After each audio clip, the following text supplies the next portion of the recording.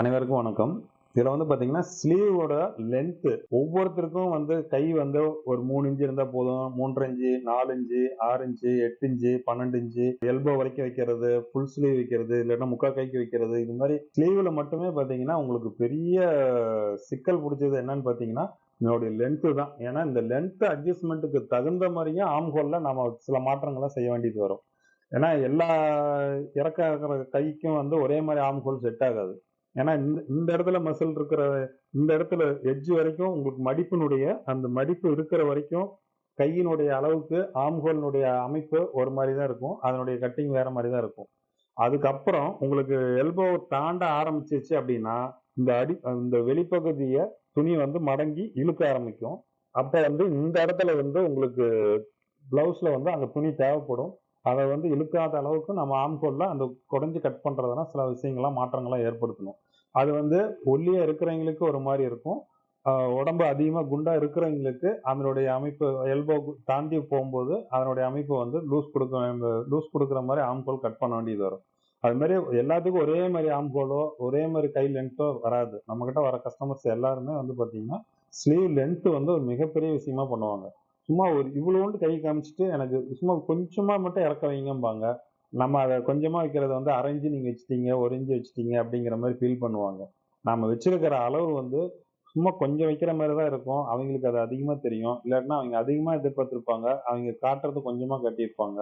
இது மாதிரி இந்த ஸ்லீவ்ல மட்டுமே பார்த்தீங்கன்னா உங்களுக்கு ஒரு டெய்லரிங் ஷாப் அப்படின்னாவே அவங்க ஒரு தடவை கொடுத்து வாங்கிட்டு போயிட்டாங்க அப்படின்னா நெக்ஸ்ட் டைம் வரும்போது அவங்க சொல்லக்கூடிய அதிகப்படியான ஒரு குறைகள் என்னன்னு பார்த்தீங்கன்னா கையினுடைய இறக்கமும் இடுப்பினுடைய இறக்கமும் தான் அதிகமா இருக்கும். கழுத்து அதுக்கப்புறமா தான் சொல்லுவாங்க. கழுத்து எல்லாம் பார்த்தீங்கன்னா உங்களுக்கு பெருசா மென்ஷன் பண்ண மாட்டாங்க. ஏன்னா ஒரு குறிப்பிட்ட லெவலுக்கு மேல அடுத்து தைக்கிறதுல கொஞ்சம் முன்ன பண்ண வச்சுக்காங்கன்னு சொல்லிடுவாங்க. ஆனா கைக்கும் இடுப்பினுடைய இறக்கமும் பார்த்தீங்கன்னா அதிக கஸ்டமர் கம்ப்ளைண்ட் பண்றதே வந்தோடனே அடுத்த அளவு கொடுக்க போகும்போதே அதுதான் சொல்லுவாங்க. அடுத்த துணிக்கு ஆர்டர் கொடுக்கும் போது எல்லாமே இதுதான் சொல்லுவாங்க. கை போன தடவை நீங்க கொஞ்சம் இறக்கம் கம்மியா வச்சுட்டீங்க, இல்லைன்னா அதிகமா வச்சுட்டீங்க அப்படிங்கிற கம்ப்ளைண்ட் கம்பல்சரி எல்லாருமே பண்ணுவாங்க. இதை 100க்கு 90% நீங்க உங்க அனுபவத்துல நீங்க பார்க்கலாம். இது நான் சொல்லவே தேவையில்லை, உங்களுக்கே தெரியும். அதனால ஸ்லீவனுடைய லென்த்துக்கு தகுந்த மாதிரி ஆர்ம் ஹோல் எப்படி அட்ஜஸ்ட்மெண்ட் பண்றாங்க அப்படிங்கிறத இந்த வீடியோல ரொம்ப விளக்கமா டீட்டெயிலா சொல்லியிருப்பாங்க. நீங்க பாருங்க. அதே மாதிரி ஆர்ம் ஹோல் அட்ஜஸ்ட்மெண்ட்டுமே பாத்தீங்கன்னா எப்படிலாம் அட்ஜஸ்ட்மெண்ட் பண்ணணும், எதனால அட்ஜஸ்ட்மெண்ட் பண்ணணும், அந்த அட்ஜஸ்ட்மெண்ட் பண்றனால மற்றது எதை அஃபெக்ட் பண்ணும், அதாவது எதை பாதிக்கும், அதாவது ஒரு ஷோல்டர் பாதிக்குமா, ஒரு ஆர்ம் ஹோலினுடைய அட்ஜஸ்ட்மெண்ட் ஒரு ஷோல்டரை எப்படி பாதிக்கும், பின்னாடி கழுத்து இறக்கம் அதிகமாக கம்மியா இருந்துச்சுன்னா அதை எப்படி பாதிக்கும், அதே மாதிரி இடுப்பு பகுதியில கீழ்ப்பக்கம் அது லூஸு இல்லைன்னா டைட்டு அது அந்த ஆர்ம் ஹோலோட எஃபெக்டும் அதுவும் அதை பாதிக்கும். இது மாதிரி ஆர்ம் ஹோலை எப்படி கட் பண்ணனா எந்தெந்த இடத்துல அட்ஜஸ்ட் ஆகும், எந்தெந்த இடத்துல துணி அதிகமா தேவைப்படும், லூஸ் கொடுக்கணும் அப்படிங்கிற எல்லா விஷயத்தையுமே இந்த வீடியோல சொல்லியிருப்பாங்க. வீடியோவை ஸ்கிப் பண்ணாம பொறுமையா நிதானமா பாருங்க. புரியல அப்படிங்கிற பட்சத்துல மறுபடியும் 2வது தடவை பாருங்க. இது ஒவ்வொரு வீடியோக்கும் நான் தொடர்ந்து சொல்றதுதான். 2வது தடவையும் பாருங்க. அதுல உங்களுக்கு தெளிவா புரியும். அதையும் மீறி உங்களுக்கு இந்த இந்த வீடியோல ஏதாவது சந்தேகம் ஏற்பட்டுச்சுன்னா இந்த வீடியோ கீழே இருக்கிற கமெண்ட் பாக்ஸ்லயே உங்களோட கேள்விகளை கொஞ்சம் தெளிவா எழுதிருங்க. உங்களுக்கு அதுக்கு தகுந்த மாதிரி தனியா அவங்க கிட்ட அதை கேட்டு நான் உங்களுக்கு அதை ஒரு பதிவா போட்டுறேன். உங்களுக்கு இன்னும் பயனுள்ளதா இருக்கும். உங்களுக்கு மட்டும் இல்ல, இதை தொடர்ந்து பார்க்குறவங்க அனைவருக்கும் இது பயனா இருக்கும். வாங்க வீடியோக்குள்ள போகலாம். கேப் ஹைட் கரெக்டா வச்சுக்கோங்க. இந்த டிஸ்டன்ஸ் கரெக்ட் பண்ணிக்கோங்க. ஏன்னா இதை இப்படி இருந்து இப்படி கொண்டு போயிட்டீங்க அப்படின்னாதான் இந்த இடத்துல நமக்கு ஷோல்டருக்கு முன்னாடி ஒரு பஃப் மாதிரி தூக்கும். இங்க அதிகப்படுத்திட்டீங்கன்னா பேக் சைடு ஆர்ம் ஹோல் கிட்ட பஃப் மாதிரி வரும். அது 2 தான் மெயினா ஸ்லீவ்ல வர பிரச்சனையே. அடுத்தது இந்த ஆர்ம் ஹோல் டைட் ஆகக்கூடாதுங்கிறதுக்காக தான் நான் ஒரு கிராஸ் செக் பண்ண சொன்னேன். இங்க இருந்து இங்க நீங்க மெஷர் பண்ணி என்ன சுற்றளவு வைக்கிறீங்களோ அதை விட 1 இன்ச் மட்டும் இங்கே மெஷர் பண்ணும்போது உங்களுக்கு கம்மியா இருக்கும். மற்றபடி ரொம்ப கம்மியாச்சு அப்படின்னா நீங்க என்ன பண்ணணும்னா அந்த கேப்னுடைய இதை நம்ம அட்ஜஸ்ட் பண்ணணும். எப்படி ஆர்ம் ஹோலுக்கு நம்ம ரவுண்ட் பாக்ஸ்க்குள்ள ரவுண்ட் போட்டுட்டு அதுக்குள்ள கரெக்டா வருதா அப்படின்னு செக் பண்றோமோ அதே மாதிரிதான் இதுக்குமே நம்ம இங்க இருந்து இங்க, ஆனா மேக்சிமம் 90% கரெக்டா தான் வரும். ஏதோ 1-2 தான் உங்களுக்கு இந்த அளவுல பாத்தீங்கன்னா ஒரு 1/4 இன்ச் 1/2 இன்ச் மிஸ் ஆகும். அதனால அதை கவனமா பாத்துக்கோங்க. Arm whole 1/2. இதுவுமே பாத்தீங்க அப்படின்னா நமக்கு இதை விட ஒரு 1 இன்ச் நமக்கு கம்மியாகும். இதுக்கு கீழே வர்றதை பத்தி நமக்கு பிரச்சனை இல்லை. நம்ம என்ன சுற்றளவும் அதேதான். இப்ப இதுவே வந்து ஒரு ஷார்ட் ஸ்லீவ் வைக்கிறீங்க, இவ்வளவுதான் இறக்கம் வருது அப்படின்னா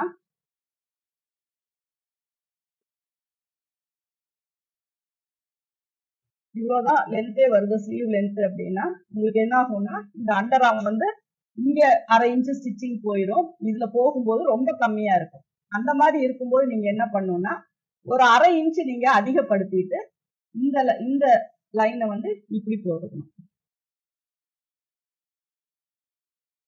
அப்போ வந்து உங்களுக்கு அடிக்கை அளவும் கரெக்டா இருக்கும், மேல வந்து ஸ்லீவனோட அளவும் கரெக்டா இருக்கும். ரொம்ப அடிக்கை வந்து கம்மி ஆகாது. இந்த மாதிரி வர்றதுக்கு மட்டும் எனக்கு ஷார்ட் ஸ்லீவும் வேணும், அதே மாதிரி அண்டர் ஆர்மும் எனக்கு கிளாத் தேவை அப்படிங்கும் போது ஒரு 1/2 இன்ச், அதாவது ஸ்டிச்சிங் லைன் இது, அதை மட்டும் ஒரு 1/2 இன்ச் எக்ஸ்டெண்ட் பண்ணிக்கோங்க. அதுக்கப்புறம் நீங்க எப்பவும் போல அடிச்சு திருப்பிட்டீங்க அப்படின்னா உங்களுக்கு வந்து ஸ்லீவ் வந்து இந்த பொசிஷன்ல வரும். அப்போ உங்களுக்கு அண்டர் ஆர்ம்லயும் ஒரு அளவுக்கு தேவையான அளவுக்கு கிளாத் இருக்கும். இது மாதிரி வைக்கும்போது உங்களுக்கு ஸ்லீவ் வந்து நல்லாவே பர்ஃபெக்டா இருக்கும். இதனால எந்த ஒரு உங்களுக்கு இப்படி வைக்கிறதுனால கை இழுத்துக்குமா தொங்கிட்டு இருக்கும் அப்படிங்கறதெல்லாம் ஒண்ணுமே கிடையாது. இந்த போர்ஷன் மட்டும் நீட்டிட்டு இருந்துச்சுன்னா லைட்டா மடிச்சு ஒரு தையல் போட்டுக்கோங்க, அவ்வளவுதான்.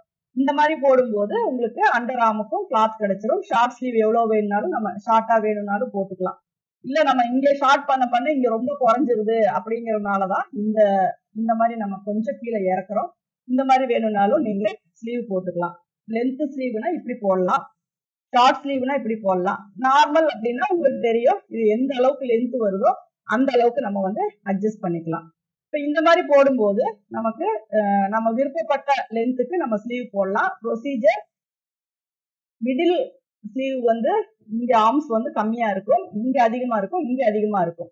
அந்த மாதிரி வரும்போது நீங்க ஸ்ட்ரெயிட் லைன் போட்டுக்கோங்க. ஸ்லிம்மா ஸ்லீவ் வர்றவங்களுக்கு ஒரு கர்வ் லைன் கொடுத்து இந்த இடத்துல மட்டும் துணி கம்மியாகும், மற்றபடி ஸ்ட்ரெயிட் வந்து அப்படியே போட்டுக்கலாம். நம்ம எல்லாத்துக்குமே இந்த மாதிரி லைட்டா ஸ்கேல் இந்த பெண்டு கரெக்டா இங்க எங்க சீட்டிங் ஆகுதோ அதை மட்டும் வச்சு நீங்க இப்படி ஸ்ட்ரைட்டா போட்டீங்கன்னாவே போதும். அந்த பெண்டு அதுக்கு தேவையான பெண்டு அதுலயே கிடைச்சிரும். நீங்க வந்து ரிஸ்க் எடுத்துட்டு இந்த இடத்துல பெண்டு வேணும் அப்படின்னு கஷ்டப்பட்டெல்லாம் நீங்க மார்க் பண்ண தேவையில்லை. இங்க போடுற லைன் முக்கியம் இல்ல, இங்க நீங்க போடுற லைன் தான் முக்கியம். ஏன்னா நம்ம இங்க ஸ்ட்ரைட்டா போட்டுட்டோம்னா மறந்து இங்கேயும் ஸ்ட்ரைட்டா தையல் போட்டுருவோம். அப்ப இங்க என்ன பெண்டு கொடுத்து லைன் போடுறீங்களோ அதே பெண்டு தான் இங்கேயும் நீங்க கொடுக்கணும். சப்போஸ் நீங்க கட் பண்றத வேற ஒருத்தவங்க யாராவது தைக்கிறாங்க அப்படின்னா இங்க பர்டிகுலரான இதுல தையல் உங்களுக்கு வரணும் அப்படின்னா நீடில்ல வந்து மார்க் போட்டு விட்டுறணும். ஒரு 2-3 ஊசி மார்க் போட்டீங்க அப்படின்னா இங்க சுற்றளவு வச்சு ஸ்டார்ட் பண்ணாங்கன்னா கூட அந்த ஊசி மார்க் பார்த்து அதுலயே வந்து நம்ம தையல் கொடுத்துருவாங்க. அப்ப வந்து நம்ம இதை வந்து ரிப்பீட் பண்ணணும் அப்படிங்கிறது கிடையாது. அதனால உங்களுக்கு ஒரு ஸ்லீவ் அப்படின்னா உங்களுக்கு பிடிச்ச மாதிரி நீங்க கட் பண்ணணும் அப்படின்னா ஃபர்ஸ்ட் கேப் ஹைட் பார்த்துக்கோங்க, அடுத்தது ஆம்ஹோல் ரவுண்டு 1/2 பார்த்துக்கோங்க, அதுக்கப்புறம் அடிக்கையினுடைய அளவு அதுல இருந்து நம்ம 1 இன்ச் மைனஸ் பண்ணா என்ன வருதோ அந்த அளவு வருதான்னு பார்த்துக்கோங்க. அதுக்கப்புறம் கிராஸ் லைன் போட்டு மிடில் லைன் போட்டுட்டு அந்த மிடிலுக்கு கீழே உள்ள பெண்டு கொடுத்துக்கோங்க. மிடிலுக்கு மேல ஒரு 2 இன்ச்சுக்கு ஸ்லாண்டிங் கொடுத்துக்கோங்க. ஸ்மூத்தா வளைச்சு கொண்டு போனீங்கன்னா போதும். பர்டிகுலரா இதுக்கு ஒவ்வொரு இடத்துக்கும் ஸ்கேல் வச்சு இதை திருப்பி வைக்கணும், அதை மாத்தி வைக்கணும், அந்த மாதிரி எல்லாம் ரொம்ப ரிஸ்க் எடுத்தீங்க அப்படின்னா நமக்கு அதுதான் பெரிய ஸ்ட்ரெஸ்ஸா இருக்கும். ஒரு நார்மலான ஒரு ஆம்பூல் கூட நம்மளால மார்க் பண்ண முடியல அப்படிங்கிற அளவுக்கு ஒரு இதாகும். அதனால அதையெல்லாம் நீங்க மைண்ட்ல வச்சுக்காதீங்க. நீங்க ஃப்ரீ ஹேண்டா நீங்க மார்க் பண்ணி ரவுண்ட் பண்ணீங்கனாலே போதும், ஈஸியா உங்களுக்கு வந்துடும். இந்த இடத்துல துணி நமக்கு அதிகம் இருக்கக்கூடாது, அவ்வளவுதான். ஏன்னா இப்படி அவுட்டர்ல நீங்க கொண்டு வந்துட்டீங்கன்னா இது எல்லாமே சுருக்கமா தான் வரும்.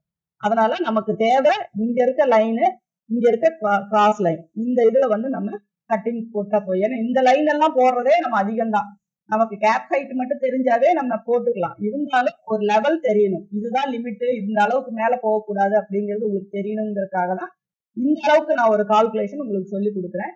அதனால ஃப்ரீயாவே வந்து நீங்க போட்டு போட்டு பழகுங்க. ஏன்னா நம்ம கட்டிங் பண்ணும்போது அந்த கத்தியோட எப்படி நம்ம பெண்ட் பண்ணி கட் பண்றோம் அப்படிங்கிறது தான் முக்கியம். அது வந்து நீங்க மேக்சிமம் ரஃப்பான கிளாத்ல வெட்டுங்க. பேப்பர்ல எல்லாம் இதை வெட்டினீங்க அப்படின்னா உங்களுக்கு அந்த ஸ்மூத்னஸ் வந்து அதுல தெரியாது. நம்ம எப்படி கொண்டு போறோம் அப்படிங்கிறதே உங்களுக்கு தெரியாது. ஏன்னா அங்கங்க சின்ன சின்ன பிசுறு வந்துச்சு அப்படின்னாவே அது ஸ்மூத்தா இருக்காது. அப்ப நீங்க ரஃப்பா இருக்க கிளாத்ல அல்லது நீங்க அந்த இதுல டிராயிங் போட்டு அந்த மாதிரி எல்லாம் பிராக்டிஸ் பண்ணீங்க அப்படின்னா எல்லாத்துக்குமே ஸ்லீவ் ரொம்ப இம்பார்ட்டன்ட். சுடிதாரா இருந்தாலும் சரி, எந்த ஒரு டிசைன் பிளவுஸா இருந்தாலும் ஸ்லீவ் வந்து நம்ம கரெக்டா வைக்க கத்துக்கணும். ஃப்ரண்ட் ஆர்ம் ஹோல் கிட்ட லூஸ் வரக்கூடாது, ஃப்ரண்ட் ஷோல்டர் வந்து நீட்டா ஸ்ட்ரெயிட்டா வரணும் அப்படின்னா அது ஸ்லீவ் தான் ரொம்ப முக்கியம். அதனால இத மட்டும் நீங்க பாத்தீங்கன்னா போதும். இப்ப நான் சொன்ன விஷயங்களை மட்டும் நீங்க ஃபாலோ பண்ணீங்கன்னா போதும். அதுக்கு மேல இதுல வந்து நீங்க ரொம்ப ரிஸ்க் எடுக்க ஒண்ணுமே இல்ல. பிராக்டிஸ் மட்டும்தான். நீங்க அந்த கட்டிங் போட்டு போட்டு நீங்க பிராக்டிஸ் பண்ணீங்கன்னாவே அது உங்களுக்கு கரெக்டா இருக்கும். இப்ப ஆர்ம் ஹோல்ங்கிறது நீங்க பண்ணி முடிச்சுதா? இப்ப அண்டர் ஆர்ம்ங்கிறது அதுல எங்க வருது? ஆர்ம் ஹோல், அண்டர் ஆர்ம் அப்படிங்கும்போது இந்த கேப் இங்க ஹைட் குடுக்குறீங்க இல்லையா? ஆமா. இப்ப இந்த இடத்துல வந்து நமக்கு இங்க இருக்க கிளாத் இங்க கிடையாது. அப்ப இதுதான் நமக்கு வந்து அண்டர் ஆர்ம். சரிங்களா? அதுக்கப்புறம் இங்க குடுக்குற லென்த் வந்து இங்க கீழே குடுக்குற லென்த். சரி. கையினுடைய கீழ் போர்ஷன்ல நமக்கு எவ்வளவு லென்த் வேணுங்கிறது தான் இது. ஆ, ஆ, ஆ. சரிங்களா? இங்க லென்த் குறையக்கூடாது அப்படின்னா நீங்க இந்த மாதிரி ஒரு 1/2 இன்ச் மட்டும் எக்ஸ்டெண்ட் பண்ணிக்கோங்க. ஏன்னா கை தூக்கும் போதெல்லாம் இங்க கீழே கிளாத் இல்ல அப்படின்னா ஒரு மாதிரி இருக்கும். ஸ்லீவ்லெஸ்ங்கிறது வேற, அது நம்ம பிரச்சனை இல்ல. சப்போஸ் ஸ்லீவ் போடுறவங்களுக்கு இந்த மாதிரி ப்ராப்ளம் வந்துச்சு அப்படின்னா நமக்கு அண்டர் ஆர்ம்ல கிளாத் வேணும்னு கேட்டாங்கன்னா மட்டும் இந்த மாதிரி நீங்க வச்சுக்கோங்க. இல்ல என்னோட ப்ராப்ளம் என்னன்னா, இப்ப அந்த ஆர்ம் ஹோல் வந்து 14/2 7. ஓகே. ஆனா என்னோட ஐ மீன் ஆர்ம் ஹோல் 7 வருது. பட் அண்டர் ஆர்ம் வந்து 11 தான் இருக்கு எனக்கு. அந்த அண்டர் ஆர்ம் மெஷர் பண்ணா எனக்கு 11 தான் இருக்கு மொத்தமா. சோ அது 5.5 ஆயிடுது இல்லையா? இந்த லென்த் சொல்றீங்களா? ஆமா, ஆமா. நீங்க அத வந்து 1/2 பண்ணாதீங்க. ஏன்னா நமக்கு அதுக்கு வந்து ஈஸ் அலவன்ஸ் 1 இன்ச் 1.25 இன்ச் நம்ம கொடுக்கணும். ஓகே. இதுக்கு நம்ம கொடுக்க தேவையில்லை. ஆனா இங்க வர நீங்க அளவு எடுக்கிறீங்க இல்லையா? இப்ப ஒரு 14.5 வருது சப்போஸ் அப்படின்னா நீங்க அதுல ஒரு 1 இன்ச்சோ 1.25 இன்ச்சோ நம்ம அதுல சேர்க்கணும். ஓகே. அதனால நீங்க அத வந்து நீங்க பண்ண தேவையில்லை. நீங்க இங்க எடுக்கிற இப்ப உங்களுக்கு அண்டர் ஆர்ம் வந்து இங்க ஆர்ம் ஹோல் வந்து 17 வருது அப்படின்னா சாரி 14. Arm whole 14. 14ங்களா? அப்போ நீங்க 7 இன்ச் வைக்கிறீங்க இல்லைங்களா? ஆமா, இங்க நீங்க ஆமா. ஸ்ட்ரைட்டா மெஷர் பண்ணும்போது உங்களுக்கு 6 இன்ச் வரணும். 6 இன்ச்.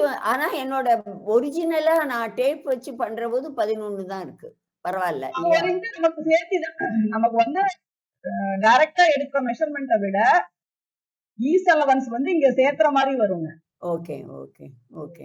சரிங்களா? நீங்க வந்து இப்ப உங்களுக்கு நான் எடுக்கும்போது எனக்கு 13 தான் வருதுன்னா நீங்க இங்க 13க்கு அட்ஜஸ்ட் பண்ணீங்கன்னா உங்களால போட முடியாது. அப்ப அந்த இடத்துல வந்து நமக்கு ஈஸ் அலவன்ஸ் தேவைப்படும். அதனால நீங்க அதெல்லாம் அதை எடுத்து வைக்கிறது வந்து சப்போஸ் நீங்க போட்டு எனக்கு ஏதோ ஒரு மிஸ்டேக் வருது அப்படின்னா நீங்க அதை அளந்து பார்க்கும்போது 13 வருது அப்படின்னாலும் நம்ம அது கூட ஒரு 1/2 இன்ச்சோ 1 இன்ச்சோ துணிக்கு தகுந்த மாதிரி சேர்த்து தான் இங்க நம்ம அளந்து பார்க்கணுமே ஒழிய எடுத்த அளவுல by 2 போட்டு அப்படியே நம்ம அளந்து பார்க்க கூடாது.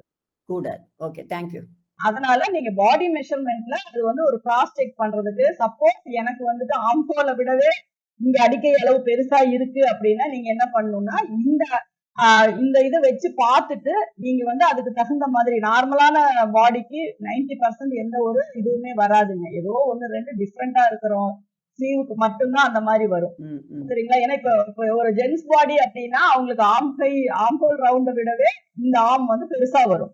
அந்த மாதிரி எல்லாம் லேடிஸ்க்கு வராது. நார்மலா ஆர்ம் ஹோல் ரவுண்டை விட 1 இன்ச் 1.5 இன்ச் கம்மியா தான் வரும். அடிக்கையினுடைய அளவு கம்மிதான் வரும். அப்படி வரும்போது நம்ம இங்க 8 வருது அப்படின்னா இங்க 7 வச்சா உங்களுக்கு ஓகே தான். அந்த மாதிரி வந்துச்சு அப்படின்னா ஏன்னா இங்க வந்து நமக்கு ஈஸ் அலவன்ஸ் கிடைக்கும்.